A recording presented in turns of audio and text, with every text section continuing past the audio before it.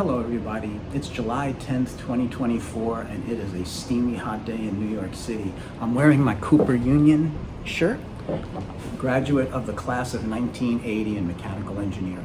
Anyway, I'm here with my latest project. It is a remote controlled single scull boat that will propel itself through water by actually rowing its oars. Now, several years back, I had created an 8-oared boat with 4 oars on a side. Kind of resembled a Viking-style boat. Now, it used a clever linkage mechanism that actually feathered the oars in the backstroke, and it worked really well. However, I always wanted to see if I could make a single skull that really biomimicked what a human being really does when they're rowing. And that's the idea of this project, to make a single skull, see how well it will actually work. The only problem is when I got into it, I realized the linkage mechanism I used for that initial 8-oared boat just wasn't going to work. So this is what I came up with. Here is the boat in its final design. I just go over some of the key features here. In the front of the boat, we have, in this compartment here, we have an Arduino. We have a DC buck converter which converts the battery voltage to 5 volts. We have a receiver for the remote control, and we also have a speed controller which controls the motor on the shuttle mechanism, which is part of the rowing mechanism. Over here I have a servo that is connected to a potentiometer. Now this is because I don't really know how to get my radio to talk to the Arduino. Despite a lot of videos out there, I was intellectually lazy, so I just have the output of that potentiometer goes to the Arduino, so I can control the speed controller with the position of that potentiometer. Problem is I don't have much resolution, so I've only programmed basically 5 things: stop, kind of medium forward, fast forward, medium backwards, and faster backwards. I mean, the difference between medium and fast isn't that much different. Here is the mechanism. Here you can see this servo controls the Z direction of this servo. So when this servo rotates, it moves this up and down, and this rotates, this is called a geek servo. It can rotate the oars to create the feathering. We have a U-joint here, which then attaches to what I call the slide trombone mechanism. That'll be discussed later on in the video. And in the back, we have a rudder attached to a small servo on top. This is the motor which controls the belt of the shuttle, and on top of that is a potentiometer which measures its position. The shuttle mechanism is pretty straightforward. It's just got 2 nice steel rods and linear bearings top and bottom on this plate, so it can move back and forth very freely. This plate's actually made out of wood, and these vertical members are 3D printed. So that's basically the boat.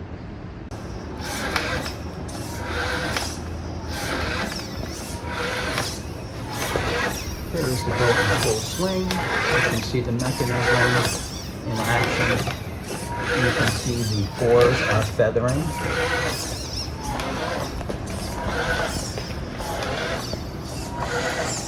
I think you can see that in this particular arrangement, the boat is going forward. To reverse the boat, I need to adjust the throttle. So I don't know if this is obvious, but now the boat is going backwards. You can see the feathering is still taking place. And now go back to forward motion.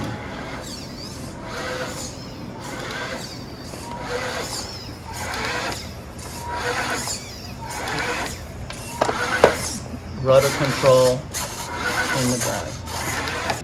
One of the somewhat issues with the design here is this oar lock design. The oar needs to be able to swivel like back and forth as the shuttle moves back and forth, so you need this degree of freedom.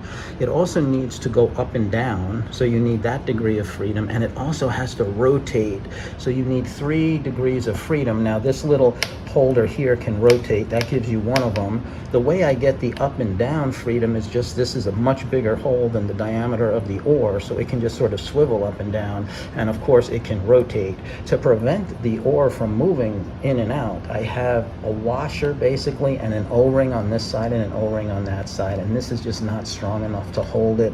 The O-rings really need to be replaced by some kind of locking ring. The hull was designed in Fusion 360 and is loosely based on actual cruise shell designs, with a deeper draft for improved stability. The hull is built upside down. The construction material here is Dollar Tree foam board with the paper removed from both sides. First profiles were cut out, a deck was created and markings placed where the profiles go. The profiles are then hot glued to the deck. Side panels are created using French curves and transfer methods. The rounded bottom is obtained by curving the foam. Toward the bow and stern, where the curvature becomes too small, solid pieces of white foam were glued in and sanded. Many coats of polyurethane were applied in an attempt to stiffen the shell. When this didn't work very well, a thin layer of fiberglass, 2-ounce cloth, was applied using Z-epoxy resin. Let me discuss a little the design of the oars. Now, the oar, inside this oar is a piece of square tubing made by a company called K&S. Now, these oars have to adjust as the mechanism rows the boat. The distance that the oar is from that little shuttle that moves back and forth changes, and it's important that the oar kind of changes its length. So I've come up with this, I call it the slide trombone. Now, what's beautiful about these pieces of metal made by K&S, and they come in square cross sections and as well as circular cross sections, is that they make them so they fit into each other so beautifully. So these two slide into each other just beautifully, and it will allow the oar to adjust its length. So as it's rowing, you can imagine. Now, it's also nice that it's a square because the oar has to be rotated, and I can rotate it. If this were just two circular pieces, when I tried to rotate it, obviously it wouldn't really rotate the oar. Inside of this basically is the square tube, which runs about 6 inches, so it runs about up to here. After that is a 1/4-inch dowel was kind of glued into the bottom, and then balsa wood, square rectangular balsa wood pieces were glued all around, making this a square cross-section rectangular tube of balsa wood. It was then put on a lathed down to a circular cross-section as best I could, and then finished with epoxy resin and paint. So that's basically the design. This part that fits into it is just a hollow tube made by K&S, and I laid down a small piece of brass. I laid down this part so that it fit into the brass tube, and then I epoxied it in. This circular part is to fit into the U-joint on the rowing mechanism. So that's it. I just want to go over a little bit on the stability of these boats in general. So in order to do that, let me just go over real quickly what happens when you put an object in, let's say, water. Like if this were a rectangular block of wood and I submerged it in water, there are two forces basically. Once this thing is floating, there are two forces that act on it. One is gravity, and it acts on the weight of the object. Now, this entire object would have a certain weight, and the weight would be acting on the center of gravity. So if this was a perfectly rectangular block and everything was homogeneous, the center of gravity would be right there in the middle, and the weight would be acting down. And that would be equal to its mass times gravity, right? Now, there's also a force that acts upward. It's called the buoyant force. Now, the buoyant force is equal to the weight of the displaced fluid. So if we look at the displaced fluid, it's this area underwater, and the buoyant force would act at the center of gravity of this displaced volume. So again, if it's a perfect rectangle, I can kind of approximate the center of gravity for the buoyant force would probably be a little bit below this, and it would be acting up. We'll call it B. Now, if the buoyant force is equal to the weight, then the object floats. And if not, the object will sink. Here is a cross-section of what looks very similar to my boat. These cruise shells typically have a semicircular bottom or something similar to that. And in a real cruise shell, this depth is very short. These cruise shells barely cut into the water at all. I made mine a little deeper in the hopes of gaining some stability. But anyway, let's just look at the situation. When the boat is sitting perfectly straight in the water, it looks something like this. Now, here is the volume of the boat. Now, I have quite a bit of mechanisms on top of my boat, so I'm imagining that the center of gravity of my boat is probably somewhere up here above the water line, and I'm going to draw the weight would be acting down here, so that would be the weight of my boat acting down here. Now, the displaced volume is this shape under the water line. Now, where's the center of gravity of that shape? I don't really know. You'd have to use calculus to figure it out. Of course, Fusion 360 or SolidWorks or whatever CAD program you're using can also figure it out. But let's just approximate it. There's more mass toward the water side than toward this side. So the center of gravity is certainly going to be a little bit favoring the upper part. So I'm just going to approximate the center of gravity of this underwater section at about here. And my buoyant force would be acting up. And if this is the place where the boat is floating, the buoyant force is now equal to the weight. These two forces are acting collinearly, so it's sort of stable. At least it's not inherently unstable. But what would happen if I pitched the boat a little to the right? If a wave comes, or if the boat's a little unbalanced and it pitches a little bit to the right, what happens? So here's the situation. The boat has now pitched over. Now, the center of gravity of the boat hasn't changed, so it's still up here, so the weight of the boat is acting more or less like down here. Now here's the volume under the water. It's shifted. Now the truth is, since it's a semicircular bottom, this volume might not even have changed all that much. I mean, if it weren't for these side pieces, it wouldn't really change at all. But the center of gravity of this underwater section almost certainly will shift a little to the right, because you can see there's more volume on this side. So the buoyant force has probably now moved to about here. Let me act it up like this, because the buoyant force acts upward. And now these two forces form what engineers called a couple. And this just wants to torque the boat over, and it's going to flip over. There's no restorative forces here. This is a very unstable situation. Now, what if I change the boat geometry to something more like a rowboat? Like, this is the kind of boat cross-section you might see on a classic rowboat you would rent in a park for going, boating on the park, and they want to rent these super stable boats so nobody flips over, right? So why is this more stable? Take a look. Same situation. The center of gravity of the section underwater is probably around here, so the buoyant force is acting up like this. The center of gravity, again, is above the deck because there's people on this boat and they're rowing, so the center of gravity is maybe up there, and we'll say this is the weight. Now, what happens when this boat gets pitched? This is what happens. Because it's got a big flat bottom, this shape is going to certainly shift the buoyant force quite a bit over this way. So the buoyant force is going to be acting this way. The weight hasn't really changed. It's up here. So now you have the two forces acting this way, and that's going to tend to rotate the boat back to being stable.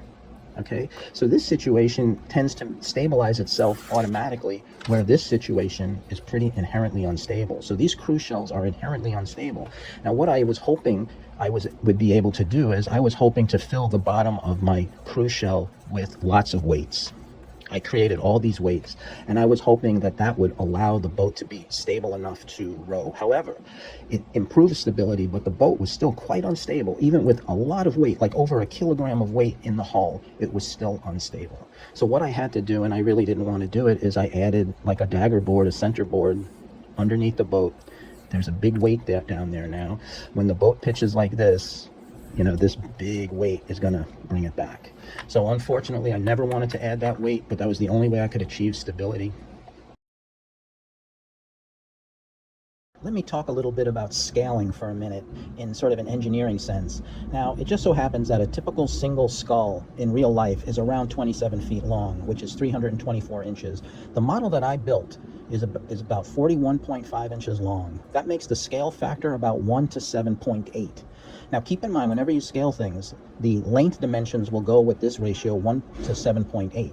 However, any area dimension would scale as the square of that, so it would be 1 to 60.8, and volume would square as the cube, so it would be 1 to 474 to 1. Now, to put this in perspective, if you had an athletic rower, and I've known a few of these athletes, and I got to tell you, these guys that row on the crew teams are power athletes. These guys are super athletes. So let's say you're about 6'3" and you weigh about 200 pounds. That's the equivalent of 190 centimeters and 91 kilos. Now, assuming that a human being's kind of density goes with the volume scale, if you scale down this athlete to the size that he would have to be to fit in my little model boat, you'd scale his length dimension with the 7.8 scale factor, but his weight would go as the volume scale factor. So this little guy would end up being 9.6 inches long, kind of the size of a Barbie doll, which if you look at the model looks approximately right, and it would only weigh 6.7 ounces or 190 grams. So this power athlete, or the mechanism that I make to run this boat, if I could scale it down to the same as, let's say, a human being, it should weigh 190 grams. So let's just take a quick look. Here's my scale. Let me just set it up.